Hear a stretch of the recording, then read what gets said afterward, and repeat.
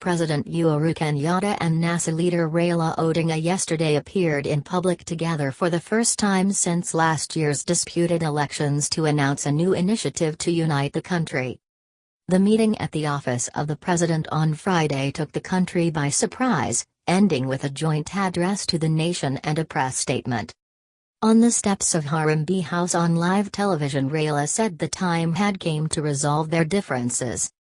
Uhuru said, "We have a responsibility as leaders to find solutions. Elections come and go, but Kenya remains." He added, "We have come to a common understanding, an understanding that this country of Kenya is greater than any one individual, and that for this country to come together, leaders must come together." The two announced a plan for a program to overcome a deep and long-standing ethnic and political divide, but gave few details of what it might involve. Raila, who spoke first, read a prepared statement. "Throughout our independence history, we have had doubts on how we have conducted our affairs in the face of a growing divide along ethnic, religious and political lines. Regrettably, we have responded to our challenges by mostly running away from them. The time has come for us to confront and resolve our differences." The Uhuru-Raila joint venture immediately drew sharp reactions as the political ripple effects began to be felt. Raila's co-principals in NASA, Kalonzo Musyoka, Musalia Mudavadi and Moses Wetangula, were caught unawares. They said they would meet Raila on Monday in a pre-scheduled summit. Among the issues the two are expected to address are ethnic antagonism, lack of a national ethos, inclusivity, devolution, divisive elections, security, corruption, shared prosperity and responsibility. The 9-point agenda, according to Uhuru and Raila, intends to end ethnic tension, and create favorable living and working conditions while promoting patriotism. His Excellency Uhuru Kenyatta and His Excellency Raila Odinga are the two leaders who symbolize the many ways in which the country has gone full circle in its divisions. They were witness to the unity and hope that was followed by discord and division, Uhuru and Raila said in their joint statement. Without specifying when, the duo said their joint program shall be officially launched soon. Uhuru was sworn in last November for a second term after winning a repeat presidential election last October 26 boycotted by Raila. The Supreme Court had earlier nullified the August 8 poll and ordered a rerun. An estimated 150 people were killed in protests called to prevent the repeat election, and the declaration of Uhuru as validly elected. On January 30, Raila swore himself in as the people's president and continued to press on with his campaign for electoral justice, calling for fresh elections.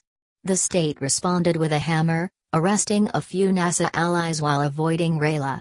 The state also banned the NASA affiliate National Resistance Movement and subsequently arrested its leading proponent, Miguna, who was eventually deported to Canada. Uhuru and Raila said in the joint statement that they had agreed to establish a new office staffed by advisors to tackle the divisions, ranging from opposition complaints over the election to tensions between ethnic groups and corruption. Details of what the joint initiative will entail were scant, as the leaders did not announce any. Uhuru picked the director of the Counterterrorism Center, Martin Kimani, while Raila opted for his lawyer and confidant Paul Mwangi. Kimani has been the director of the National Counterterrorism Center, NCTC, and Special Envoy for Countering Violent Extremism, CVE, in the Office of the President since 2016.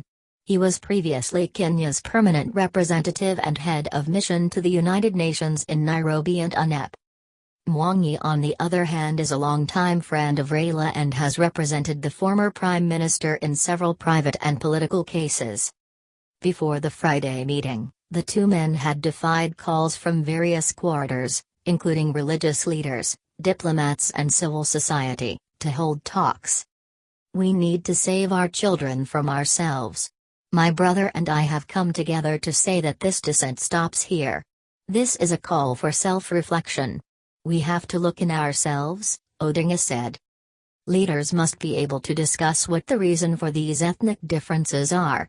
We have a responsibility to come together and find solutions that will bind our country and give us a cycle bigger than 5 years. Starting today, we will begin a process of bringing our people together, Uhuru added.